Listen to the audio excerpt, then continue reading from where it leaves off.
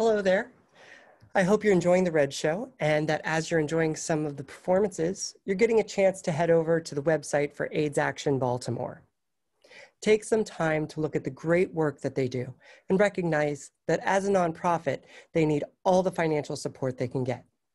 Please, if you're enjoying the performance and are able to, donate to AIDS Action Baltimore.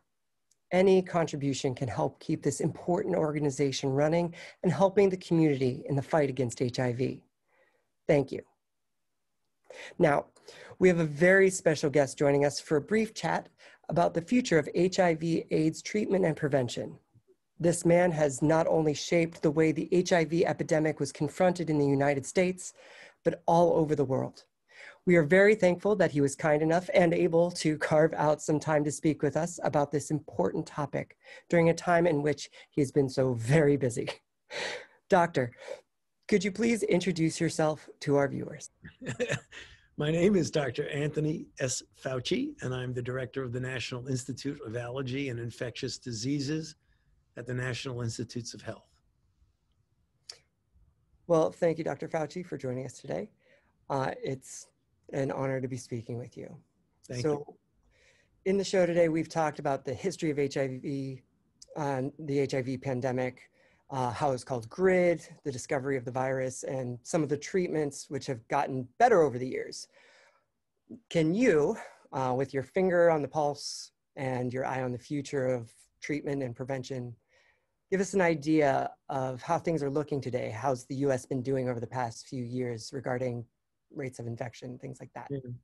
Well, as you probably know, the extraordinary success story of all of this has been the development of therapies in combination now that you can get in one pill, or at the most two, but you certainly can get combination antiretrovirals in one pill that consistently now brings the level of virus to below detectable level in most people. That is critically important for two reasons. One, it saves the life and provides essentially a normal living pattern for the person who's being treated, but it also prevents that person from transmitting the virus to their sexual partner. That is treatment as prevention, but better known as undetectable equals untransmittable. That is a major, major advance in therapy that ranks up there with the therapeutic successes of virtually any disease. That's the really good news. The still sobering news from a more of a public health epidemiological standpoint is that we have about 38,000 new infections in the United States. That number has been stuck at around that for very long, for like 12 to 15 years. We've really got to get it lower than that. And that is the thing that was the motivating force in the program that we started about a year ago, but it officially started in 2020. And that is ending the HIV epidemic in the United States as an epidemiological phenomenon by diagnosing, treating, and preventing infections. And I believe that we can do that if we essentially engage the communities that are most intensively involved from the standpoint of incidence and prevalence. I mean, if you look at the United States, 13% of the population is African American, 44% of the new infections are African American, 65% of those are men who have sex with men, and 75% of them are individuals who are young individuals, you know, between 18 and 40 years old. So we really need to be attentive to how we may be able to prevent infection in those. So we got good news and sobering news. Absolutely. Yeah. What obstacles do you think there are that are going to inhibit our ability to start heading in that direction? You know, some of it is still, and it pains me to say this because it was very prevalent when I was, when we were fighting the good fight in the early 1980s, but it's still there now, is the stigma associated with HIV, and in some regions of the country with just being a man who has sex with men. It's the thing that we see why, astoundingly, there are over 3,000 counties in the United States.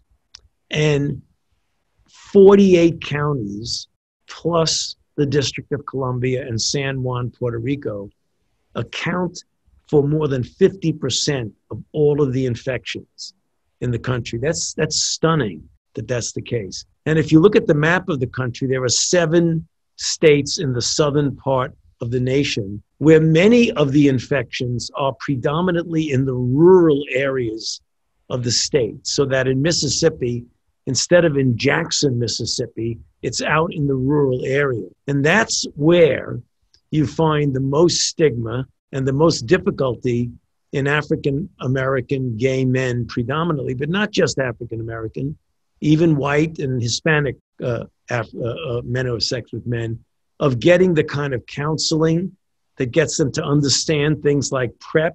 I mean, PrEP is a spectacular ability, mechanism of avoiding infection. It's like 99% effective if you take the pill every day. And yet some people, because of this, the disenfranchisement in society, they don't have access to counseling and understanding of the benefits of PrEP. They don't have the accessibility to get a prescription for PrEP. Those are the things we have to overcome, because PrEP can really be life-saving. And I think that could go a long way in decreasing that number of 38,000 new infections each year, which is completely unacceptable in 2020. I mean, you could understand in 1989, 1990, but not in 2020. We should not be seeing 38,000 new infections. And PrEP's been around for about 8 years. I think it came out in 2012. Right. And you said it's been about 15 years where we've been stuck at 38,000? Right.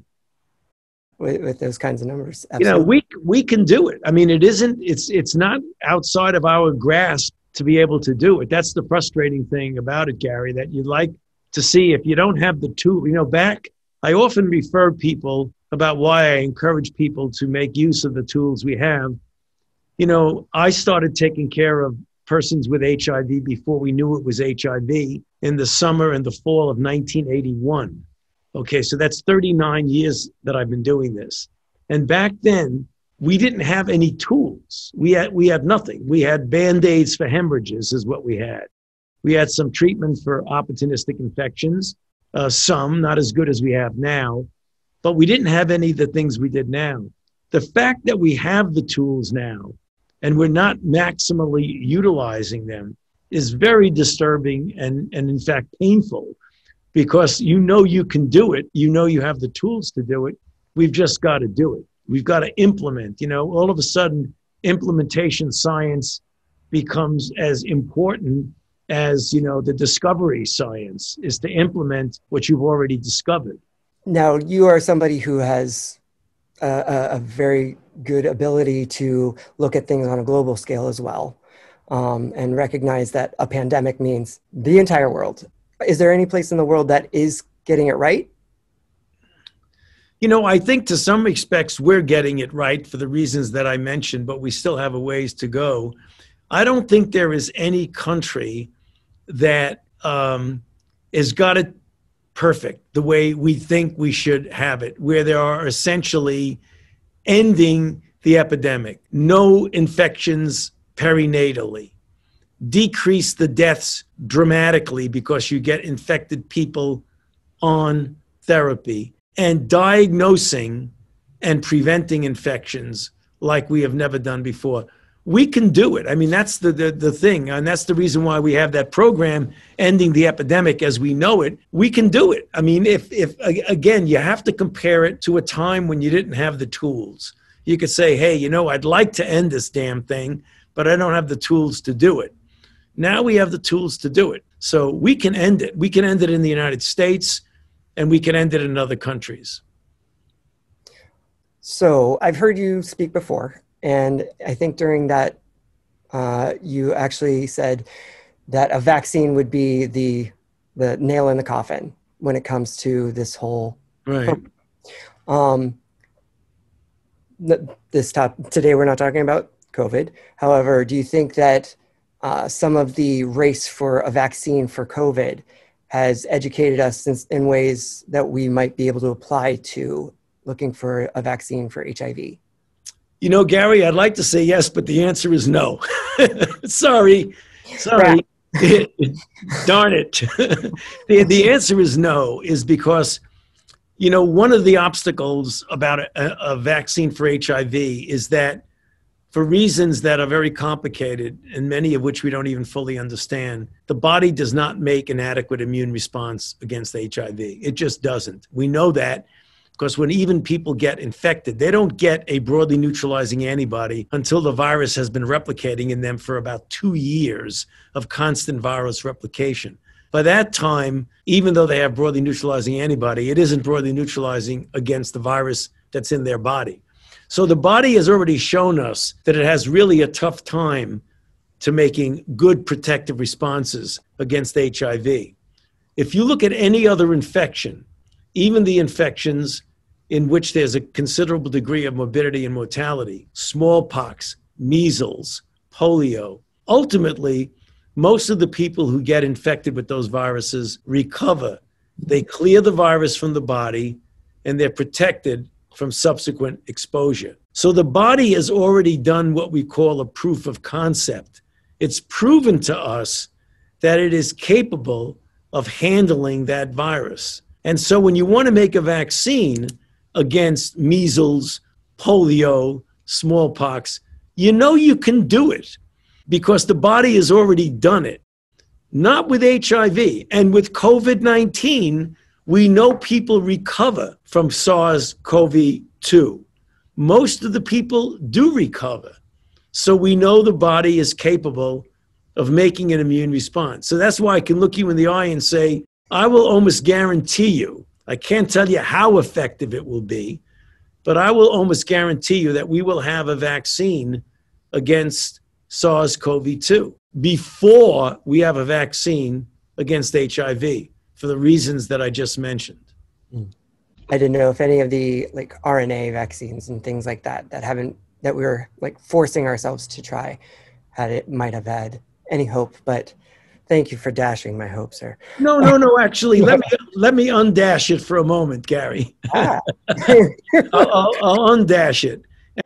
I'll undash it because we may utilize some of the platforms that are being shown to be effective in COVID to help us to get that immune response. So if that's what you meant, that could be helpful to us, that we get such a good response with an mRNA that we find out that we can stick the gene of the trimer envelope into an mRNA and get a better response. That's entirely conceivable. Okay. Entirely conceivable. Thank you for undashing. And with that kind of innovation, I know that there have been some other recent things. I work in stem cell collection. I know that recently there was the London study that was using allogeneic stem cells to treat an HIV patient. And that so far, I think it's about 30 months or more, that is looking successful. Do you think that that is a glimpse at a realistic treatment for HIV?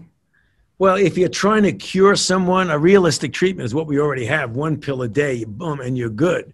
If you want to be without antiretroviral therapy, you've always got to balance the risk versus the benefit of the treatment. And allogeneic stem cells is not a trivial approach that is not without risks and is also very expensive and is risky. So if you want to have a cure for someone, you want to make sure the cure is not worse than the disease itself. So yes, we're always trying to cure people, but we should feel fortunate that we have therapies that a pill a day could do it. Absolutely. And I know you are very, very busy these days, so I'll wrap it up with one last question. And thank you. You've been so kind, so informative, and my pleasure. I appreciate it. As you are looking to the future, where do you see us heading in the fight in, say, 10 years? Do you think that it is realistic for us to be heading down that path of eliminating HIV and AIDS 10 years from now? I do. And I think we're going to show it, because I think we can be successful in the United States of the plan of ending the epidemic by 2030. I do believe that if we all pull together, we get people who are at risk on PrEP, we get that 38,000 down to 3,000. If we do that, I'd love to have another conversation with you again, and we could talk about it. I think I'll be around in 30. I hope so. Well, I hear you're running 3.5 miles a day these days. So. I do. So keep that up, and I'm sure we could do that in about 10 years. Okay. Sounds good, Gary. Thank you.